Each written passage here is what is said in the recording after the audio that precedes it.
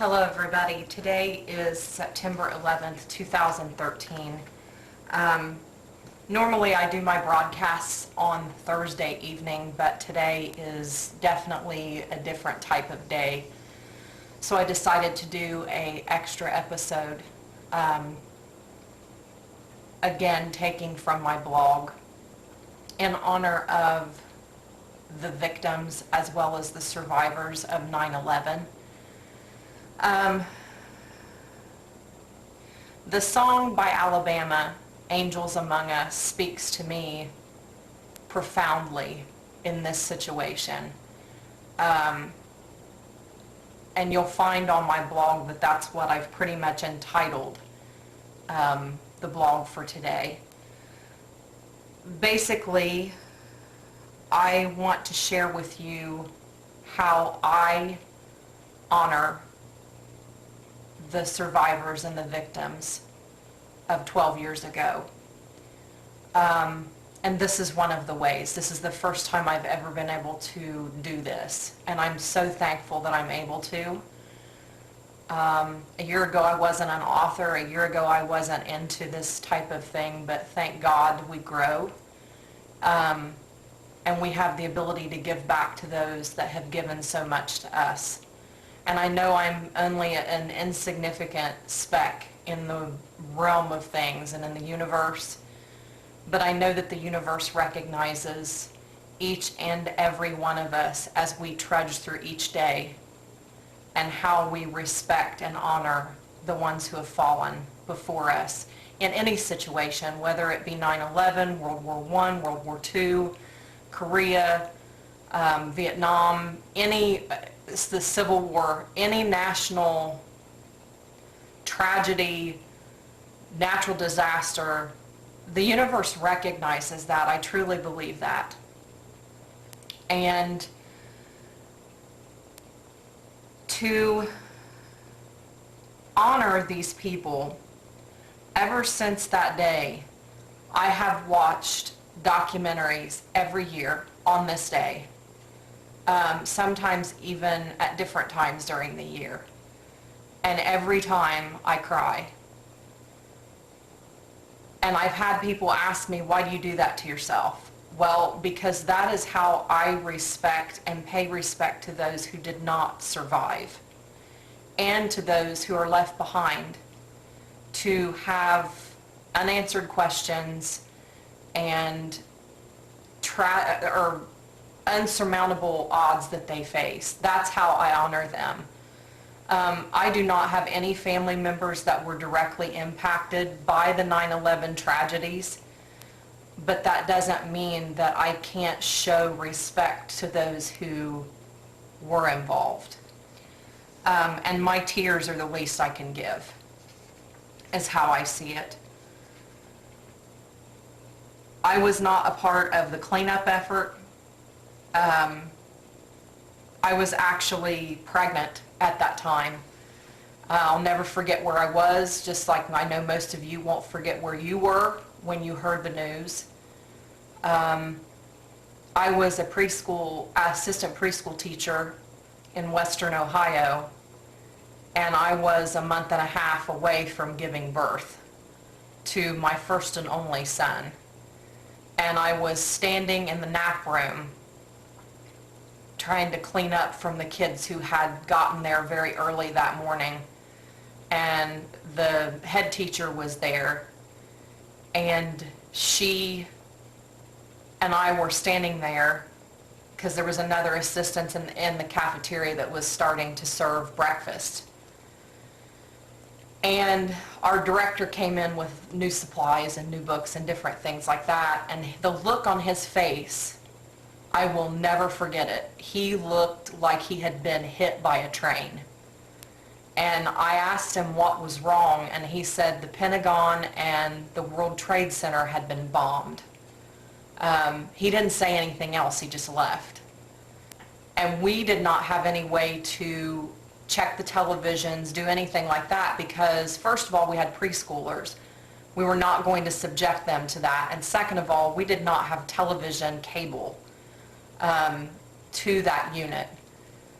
And when they went down for nap time, I realized that I had to go to a doctor's appointment in downtown Dayton. And I thought immediately of Wright Pat and the government buildings. And we tried to listen to the news to see if it was even worth me trying to go downtown.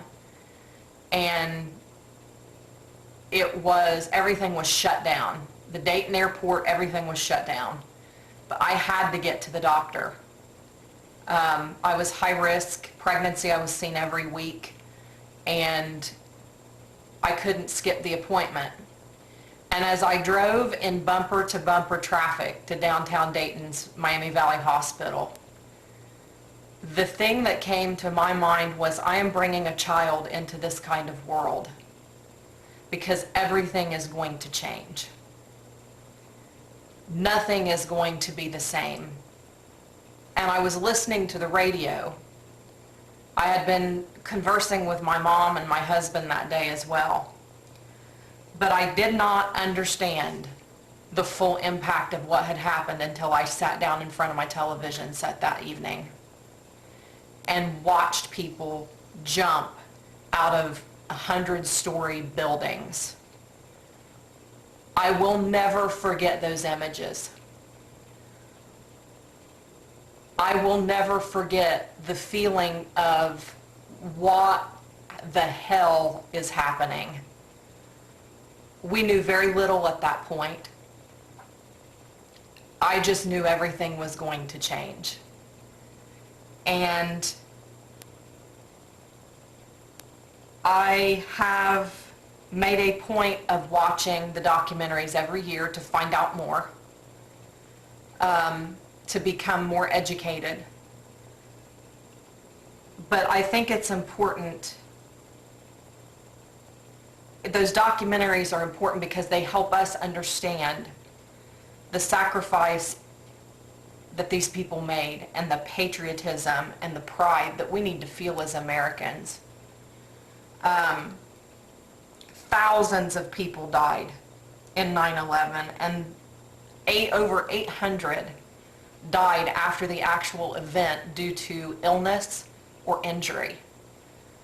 And then you've got multitudes that are psychologically scarred as a result of these tragedies. I know that I think every American has post-traumatic stress over this event if they've seen it and lived through it.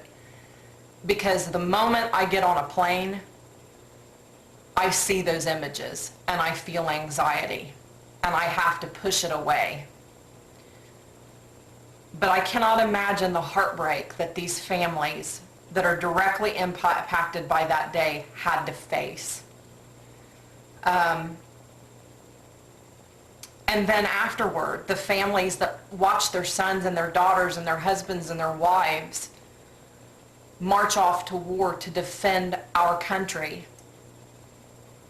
There are mixed emotions about people, whether we should have went to war, whether we shouldn't. You're damn right we should have. We were attacked. Innocent people were attacked that day. They got up that morning, they got on planes, they got up and went to work, and they had no idea that they would be making the most stupendous sacrifice of their entire lives. So yes, I completely agree with the war effort that President Bush put in place. And I commend the soldiers that have fallen and that still fight for us. Even though sometimes we lose our way as a nation, they're still fighting for our freedom. You can't buy that.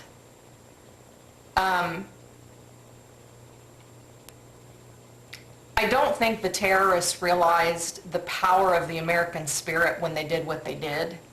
They either didn't realize or they counted on it. But I can tell you, people that should have been running out of burning buildings were running into them to save people. That goes for the Twin Towers and the Pentagon. And then you have this group of people on this airplane that decide that they're not going to go down without a fight. And they mounted up, and they basically did a counteroffensive and lost their lives in the process. But in exchange, they spared our capital from being hit. Who would have ever thought that any of these people were born for these profound purposes? That it was meshed into their fabric the day they breathed life into their lungs. That is profound, in my opinion. They were predestined. They were chosen. That's profound to me. I know their families probably wonder the same thing.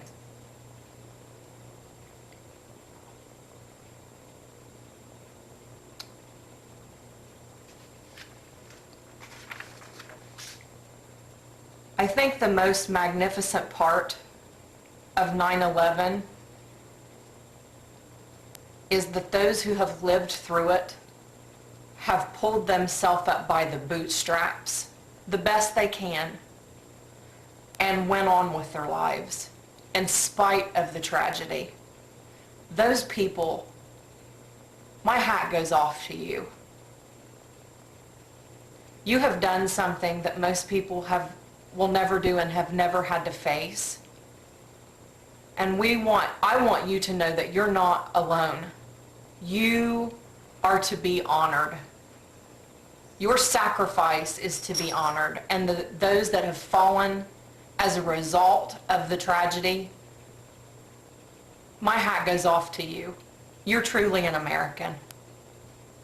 And you're never going to be forgotten. Today, I quietly give respect to 9/11 and those directly impacted, as well as the soldiers that have fought for us. As long as I live, I will be grateful for the heroic action, the selflessness, the angelic-like mindset, and the supernatural strength shown by anyone who was involved in such a tragic, life-changing day. I will always remember you, and you will never be forgotten. And as long as I'm breathing, my son will come to know and respect what all of you did, what all of us faced. And in fact, my hope is to take him to each memorial and show him the sacrifice right there in front of his face. My hat goes off to you. Have a blessed day. Love and light to you. We'll never forget.